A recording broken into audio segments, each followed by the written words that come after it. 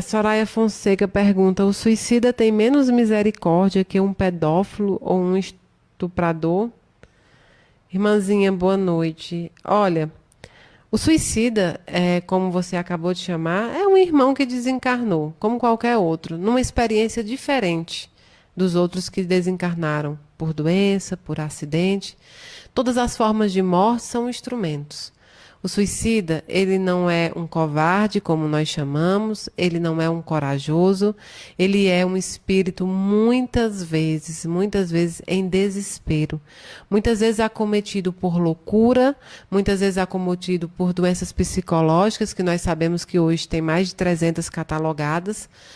O Conselho de Psicologia explica isso muito bem. Existe um documento que cataloga os diversos tipos de traumas psicológicos. Então, o suicida pode estar acometido de uma influência espiritual também, no momento em que ele pratica este ato. Ele pode estar sob influência de remédios, porque hoje nós, enquanto humanidades, temos fármacos para todos os problemas.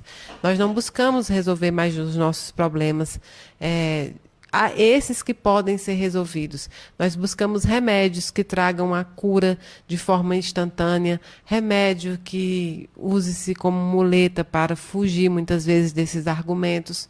Não estou dizendo que não se usem remédios. Quando há necessidade, tem que sim procurar os profissionais da saúde e também utilizar o remédio. Mas eu falo daquelas pessoas que muitas vezes se automedicam, já estão à base de remédios mesmo, que elas acham que podem ajudar nesse problema que elas devem passar. Então, o suicida pode ter envolvido tudo isso. E cada questão dos nossos irmãos que se suicidaram é específica e não é vista por nós de maneira empática, porque nós não vivemos aquele momento e nós também não vivemos o que ele passava no momento em que praticou o ato. Mas eles têm a misericórdia divina da mesma forma que qualquer tipo de desencarnado. Qualquer tipo de desencarno que foi, reside a misericórdia divina, o amor de Deus. O amor de Deus, ele é incondicional. Mas é incondicional no sentido de dizer que ele não precise que você o ame. E muitas vezes você não o ama, você não o conhece, você não o vivencia, mas ele te ama mesmo assim.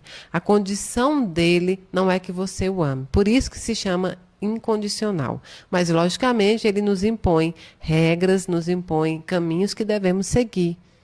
Mas os nossos irmãos suicidas, eles têm muitas nuances, muitas coisas acontecem. Nós apenas focamos no ato, mas nós não nos colocamos também no lugar. Então, pela sua pergunta, o que eu posso te dizer é que, na maioria dos casos, essas pessoas que praticam esse ato, elas já estavam fora de si.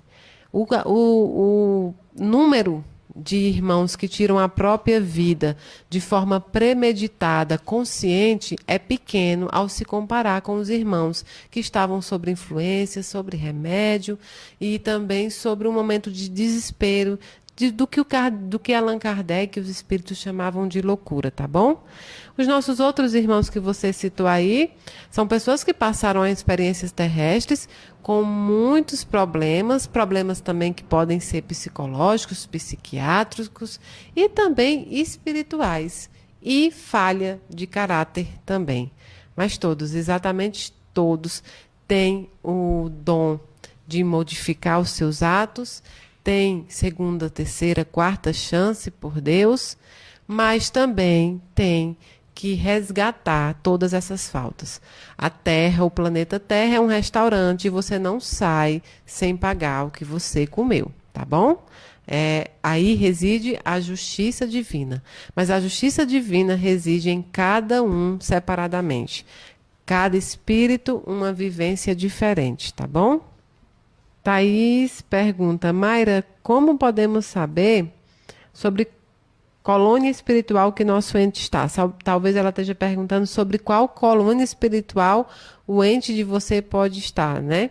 Algumas vezes eles nos comunicam, eles nos dizem quando tem autorização.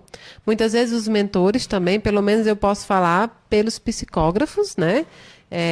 Pelas outras mediunidades não consigo porque eu não possuo. Mas eu só sei que colônia o ente está, quando ele tem autorização para comunicar, quando ele sente necessidade também de dizer, ou quando o Daniel me comunica, que não é sempre. Há de ter um intuito para isso também, tá bom? Maxwell, boa noite. Mayra, posso me conectar com o espírito da minha avó? Ela era uma rezadeira, sinto falta dos passes. Ainda é possível que ela ainda tenha um trabalho espiritual? É possível não, com certeza. Ela trabalha também de forma espiritual. As rezadeiras, as benzedeiras, são espíritos que possuem grande força, grande atividade para o bem. Quando elas impõem as mãos ali, ou até as ervas que elas usam, né? O que elas colocam ali naquelas ervas é justamente a sua bondade, as coisas da natureza, né? As energias boas ao redor da natureza, da flora, da fauna, e coloca em você e deseja para você tudo aquilo de bom. Quando ela reza, é justamente tentando tirar de você, do seu espírito, tudo aquilo que ela acha que pode estar te prejudicando. E tirando dela e colocando em você toda aquela energia, aquela bondade que ela possui. Então, essas pessoas têm grande abraço no plano espiritual e continuam a trabalhar também por nós aqui do planeta Terra, tá bom? Lorena Lima, um beijo, querida, boa noite. A psicografia para quem não mora em Brasília? Lorena, a psicografia é apenas presencial. Não é uma questão de morar fora de Brasília ou dentro. Para aquelas pessoas que têm a possibilidade de vir, não tem, a psicografia é para qualquer estado. Mas eu, Mayra, só tenho autorização para fazer psicografia de forma presencial. Estou falando pela minha mediunidade ainda infantil, que não tem um outro tipo de autorização. Mas com certeza tem outros irmãos médios que fazem a psicografia online pela internet. Eu, Mayra, não tenho essa autorização, tá bom? Paulo Souza, boa noite. Boa noite, Mayra. Eu todo dia converso com meu filhão Diego, que desencarnou há 29 meses. Ele me escuta? Sabe o quanto sinto a sua falta? Absolutamente sim. Eles escutam, eles sentem todas as orações, eles compreendem a saudade de vocês, porque eles também sentem muitas saudades. Mas as saudades deles é diferente da nossa, porque eles já conhecem a verdade. Sabe, na Bíblia, quando a gente lê muito, inclusive dentro do Espiritismo, nós usamos muito essa frase: conhecereis a verdade e a verdade vos libertará. A gente usa de diversas maneiras essa frase, com diversos destinos, mas para eles é justamente isso. Uma vez conhecida a verdade de que a vida sempre continua, de que o reencontro é certo, de que eles abraçarão vocês novamente, nos abraçarão novamente, intacto, em matéria, mas de uma matéria diferente, em que eles sabem que eles precisam caminhar para ajudar vocês e que vocês também precisam se esforçar para caminhar para ajudá-los. É essa verdade que os liberta. Então, as saudades que eles sentem é diferente porque eles têm a plena certeza de que o reencontro acontecerá. E muitas vezes nós aqui que ficamos no plano terrestre temos essa vontade do reencontro, mas não temos a certeza absoluta como eles têm, e por isso o nosso sofrimento é aumentado. E por isso eles não têm sofrimento, mas eles têm saudade, aquela saudade que a gente tenta ter aqui também, aprender até que se consegue, que é a saudade do amor tranquilo. Marisete Maria, um beijo, querida. Mayra, tenho mesmo vontade e desejo de te conhecer. Ô, dona Marisete, vai ser um prazer dar um abraço, conversar. Eu gosto tanto quando vocês me encontram na rua muitas vezes, me encontram em qualquer situação. É tão bom receber os abraços, essa troca de energia. É tão bom me sentir de alguma forma também para esse plano útil, pelo menos para uma pessoa, se Daniel e eu conseguirmos, né? O irmão Daniel e eu conseguirmos confortar um coração, a gente já cumpriu a missão que foi determinada, viu? Oi, seu Edilson. É o Ed Pai. Boa noite, Ed. Com certeza, absolutamente. Não importa o tempo de desencarne, desde que os parentes de vocês ainda estejam lá na erraticidade, há possibilidade de carta, tá bom? Viviane Vieira, um beijo, querida.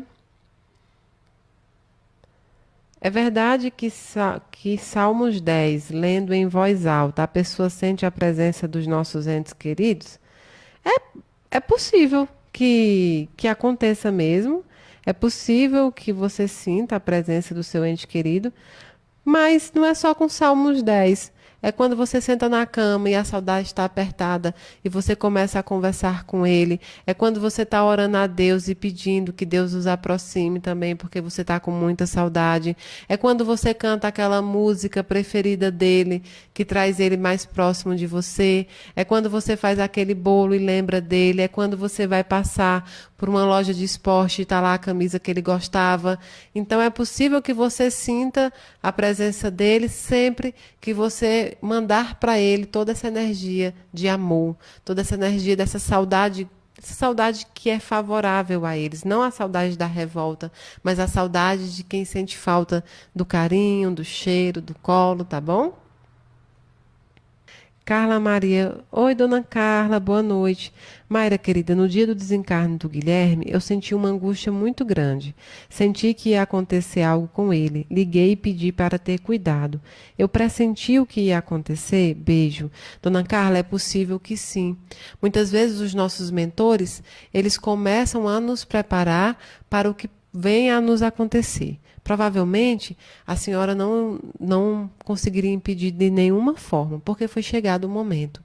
Mas com isso, a senhora já tem uma pequena preparação. Não posso dizer que uma mãe está preparada para receber essa notícia, nem para a conviver naquele momento com ela. Mas os mentores tentam ali fazer uma pequena preparação no intuito de deixar o coração mais consolado, no intuito de tornar aquele momento menos ruim, tá bom? Mas pode ter sido sim um pressentimento e ocorre muitas vezes, muitas vezes. A Cássia Maria, boa noite, um beijo, querida. É, Boa noite, Mayra. Todo sonho é uma viagem espiritual? Trabalhamos enquanto dormimos, acorda às vezes cansada. A Cássia, algumas vezes é possível sim esse trabalho enquanto se está dormindo. Muitos médios fazem esse trabalho. Eu, inclusive, faço também, porém, na minha caminhada, o que foi instituído pelo Daniel, pelo irmão Daniel, pelo meu mentor, é que eu faço os trabalhos acordada, é que eu estude a doutrina, eu estude outras coisas que eu preciso estudar de forma acordada, é que eu faça as entrevistas com os nossos irmãos desencarnados acordada. Então, em poucas vezes, vou te falar de durante a semana, eu faço esse trabalho enquanto durmo. Mas sim, é possível. A bibliografia espírita tem muitos casos, muitos irmãos médios também nos contam, inclusive que amanhecem cansados também, tá bom?